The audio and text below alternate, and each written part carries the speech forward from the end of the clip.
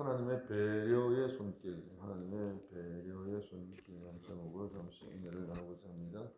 여러분, 하나님은 배려해 주신 당신의 백성을 배려해 주시는 하나님이시죠. 엘리사 선지자가 발 아스라 선지자들과의 대결에서 이기고 난 다음에 이세벨 이 왕비가 죽인다 하니까 도망갔잖아요. 그래서 로뎀 나무 아래에서 나를 죽여주시옵소서, 더 살기 싫습니다, 이렇게 할 때에 하나님이 그를 질책하지 아니하시고 천사를 보내어서 이렇게 이제 떡과 물을 주고 그를 격려하고 그를 배려하고 다시 선지자의 사명을 감당할 수 있도록 그렇게 그를 배려해 주셨습니다. 신약에 보면 예수님도 베세다 들판에서 5,000명이나 예수님의 말씀을 듣고 예수님의 치유를 경험하고 예수님을 따라왔는데 해가 지는 무렵에 먹을 것이 없을 때 그냥 돌려보낼 수가 없어가지고 보리떡 5개, 물고기 2마리로 5,000명을 먹이는 그런 어떤 기적의 배려를 예수님께서 그들에게 펼쳐 주셨습니다. 자, 하나님이 복음 위에 살고 성령 인도하심을 따라 순종하는 삶을 살았던 이 사도 바울에게 오늘 본문에서 배려의 손길을 주님이 지금 베풀어 주고 있습니다. 보살펴주고 마음을 쓰신다. 세심하게 하나님이 사도 바울과 그 일행에게 관심을 기울여 주셨는데, 자, 이제 마침내 결박과 환란이 기다리고 있다고 성령을 통해서 예언된 예루살렘에 이제 도착을 했습니다. 자, 이 예루살렘에 도착한 이 바울과 그 바울 선교팀에게 하나님이 어떤 배려의 손길을 베풀어 주셨는가라고 할 때 첫째로 나손을 붙여 주셨습니다. 나손을 붙여 주심으로써 배려해 주셨죠. 16절에 보시면 가이사라의 몇 제자가 함께 가며 한 오랜 제자 구브로 사람 나손을 데리고 가니 이는 우리가 그의 집에 머물려 함이라. 나손은 사실 잘 우리가 모르는 사람인데요. 본문에 보니까 구브로 사람이다. 그리고 예수님의 오랜 제자다. 이렇게 일찍 예수를 믿었던 그런 사람이다. 그리고 이 사람이 예루살렘에 집이 있었다 했습니다. 자, 왜 이 나손을 붙여 주셨느냐? 예루살렘에 그의 집에 바울과 그 선교팀이 머물 수 있도록 그렇게 나손을 붙여 주신 것입니다. 그러니까 그냥 예루살렘에 있으면 되는데 가이사라까지 와가지고 그 바울 일행을 이렇게 이제 먼 길을, 적어도 이제 한 50km 되는데 지금이야 뭐 50km 별 길도 아니지만 걸어서 가야 되니까 상당히 먼 길이잖아요. 그 길까지 이제 예루살렘까지 자기 집에 나손의 집까지 와가지고 머물 수 있도록 주님이 배려해 주셨습니다. 여러분, 바울 선교팀이 적어도 10명 이상이에요. 10명, 15명. 숫자가 상당히 많습니다. 이 10명, 15명이 한 집에 머물려면 작은 집은 안 되잖아요. 상당히 집이 큰 어느 정도 저택이 되어야 되는 것입니다. 그런데 이 나손이 예루살렘에 상당히 큰 저택이 있는 부자였다. 그리고 그는 신실한 그리스도인이었습니다. 적어도 이제 한 일주일 정도 예루살렘에 머물게 되어졌는데, 자, 하나님께서 나손이라고 하는 제자를 통해서 사도 바울에게 배려해 주셨다는 것입니다. 적어도 일주일 동안에 한 15명 정도 그 선교팀이 잘 머물 수 있도록 그렇게 배려의 손길을 베풀어 주시는 것이죠. 여러분, 나손 입장에서도 하나님이 귀하게 쓰는 위대한 사도를 우리 집에 모셔왔다. 그것은 또 그에게 참 큰 축복이다, 이렇게 이제 생각을 했겠죠. 기쁨으로 사도 바울 일행을 모셔왔습니다. 마치 삭개오처럼, 예수님을 영접한 삭개오처럼, 예수님을 영접한 삭개오는 구원이 이 집에 이르렀다. 예수님의 말씀을 듣고 이제 삭개오가 놀라운 회심을 하게 되어지는 그런 계기가 되었잖아요. 하나님은 나손이라고 하는 헌신된 제자를 붙여주셔서 바울을 이렇게 위로해 주시고 배려해 주셨습니다. 오늘도 주님께서 저와 여러분에게 나손 같은, 정말 천사 같은 이런 도움의 손길, 이런 돕는 사람을 붙여주셔서 저와 여러분들을 위로해 주시고 배려해 주시기를 주의 이름으로 축원합니다. 두 번째 바울에게 하나님 베풀어 주신 배려는요, 예루살렘 교회 지도자들로부터 인정을 받게 되어졌습니다. 자, 이 무슨 말인가 하면 19절에 보시면, 자 이제 예루살렘 교회 지도자들을 만나게 되죠. 19절에 바울이 문안하고 하나님이 자기의 사역으로 말미암아 이방 가운데서 하신 일을 낱낱이 말하니 그들이 듣고 하나님께 영광을 돌리고. 자 이제 사도 바울이 예루살렘 교회에 오게 되어지니까 이 당시에 의장이 예루살렘 교회의 이제 의장이 야고보 아닙니까? 예수님의 동생 야고보. 원래 예수님의 제자 야고보는 순교당했고 예수님의 친동생 야고보가 아마 이때 아마 베드로는 없었던 것 같아요. 야고보가 이제 공식 의장 역할을 했던 것처럼 보입니다. 그래서 교회 지도자들을 초청해서 바울을 초청해서 공식 회의를 개최한 거예요. 그래서 사도 바울의 선교 보고를 받습니다. 하나님이 저를 통해서 마게도냐에 많은 교회들을 세울 뿐 아니라 그들이 예루살렘의 기근 때문에 어려움을 당하는 것을 알고 그들이 구제헌금을 냈습니다. 그래서 구제헌금도 이때 전달했습니다. 그 내용은 지금 기록 안 됐는데 구제헌금 전달했는 것은 틀림이 없거든요. 그리고 모든 선교 사역들을 이제 보고를 할 때에 사도 바울의 모든 이방인 선교 사역을 공식적으로 인정을 한 거예요. 그렇죠. 공식적으로 인정하는 자입니다. 사도 바울이요, 당신을 통해서 하나님 이방인들에게 복음이 전해진 것을 우리가 인정합니다.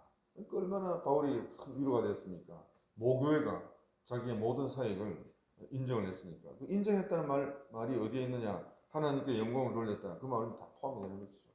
하나님께 영광을 돌렸다.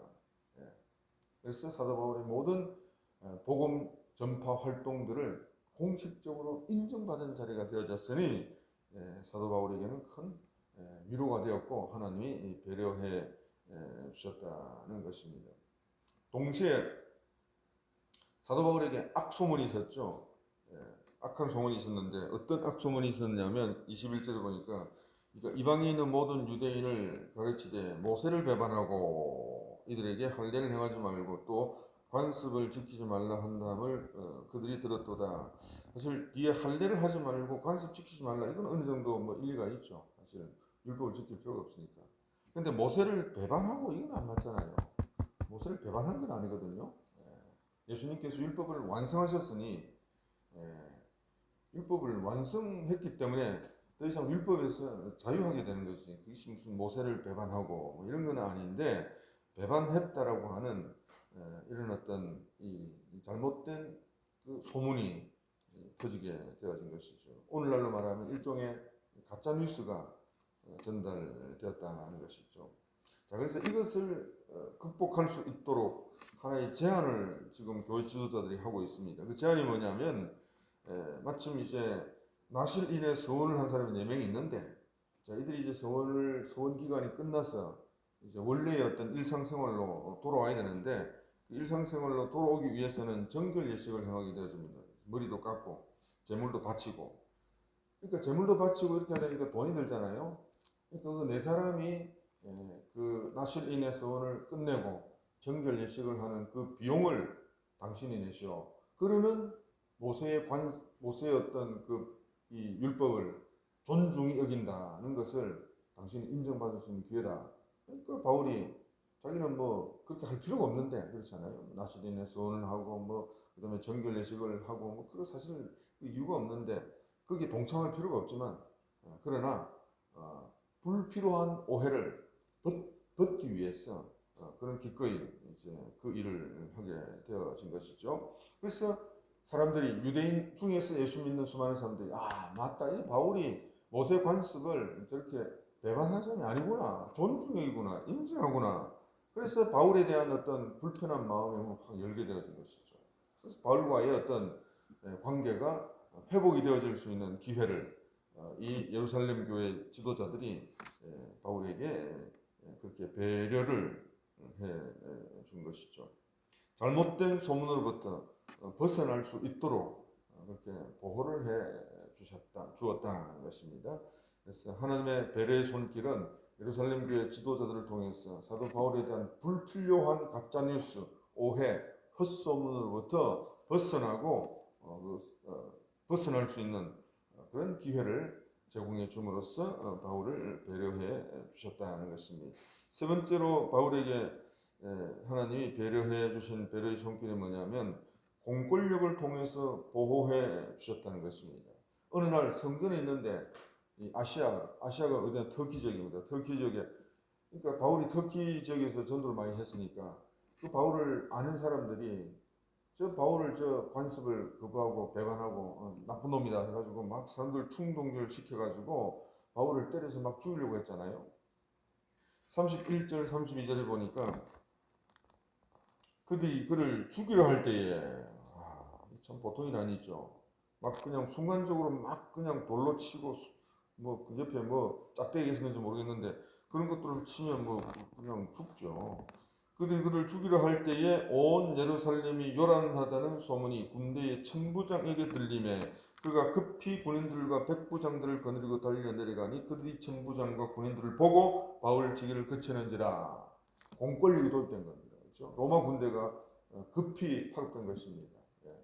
큰 소동이 나가지고 사람들이 어떤 사람을 때려 죽이려고 한다 하니까 그 소문을 듣고 이제 군사가 급히 파송되면 오늘날로 말하면 경찰 신고해가지고 경찰이 삐삐하면서 도착한 겁니다. 그래서 더 이상 바울 치기를 그치고 바울을 구출해낸 거죠. 바울을 구한 것은 예루살렘 교회 성도들이 아닙니다. 바울을 구한 것은 무슨 하나님이 천사를 보낸 것도 아니에요. 공권력입니다. 그렇죠? 로마 군대. 자, 이후에 바울이 그냥 유대인들이 암살하려고 하고 그런 시도가 있었는데 모든 암살 시도로부터 바울을 지켜 보여준 것은요 로마 군대의 공권력입니다. 자, 오늘날 하나님은 우리에게 햇빛을 비춰주시고 비를 내리고 자 이것은 뭐 믿는 사람이나 안 믿는 사람이나 다 주시는 것 아닙니까? 이걸 뭐라 그럽니까? 이것은 하나님의 일반 은총이라고 그러잖아요. 오늘 하나님께서는 성도에게 일반 은총을 베풀어 주십니다.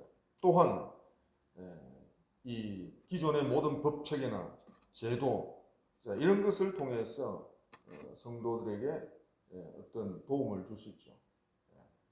공권력의 도움을 주시고 법적인 도움을 주시고 제도적인 모든 도움을 주시고 그래서 오늘 우리는 무슨 하나님이 어떤 신비한 방법으로 뭐 비상한 방법으로 우리를 도우실 수 있지만 하나님께서는 또 이와 같은 일반 은총과 공권력을 통해서 성도들을 도우신다. 이것도 인정을 해야 돼요. 그것도 하나님의 도우심과 배려의 손길이다. 그래서 기존의 어떤 뭐 법이나 무슨 제도나 이런 것들을 무시할 필요가 없는 거예요.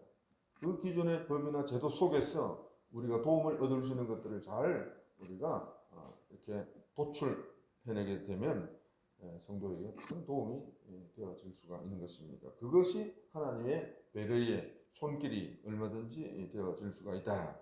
자, 그래서 오늘도 하나님이 바울에게 나손 같은 그런 어떤 인물을 붙여주셔서 바울을 위로하고 배려해 주신 것처럼 오늘 저와 여러분에게 돕는 사람, 돕는 손길을 붙여주시고 또 잘못된 소문, 헛소문, 나쁜 소문으로부터 우리를 지켜주시고 또 일반 은총과 공권력을 통하여서 저와 여러분들을 보호해 주시기를 주님의 이름으로 축원합니다.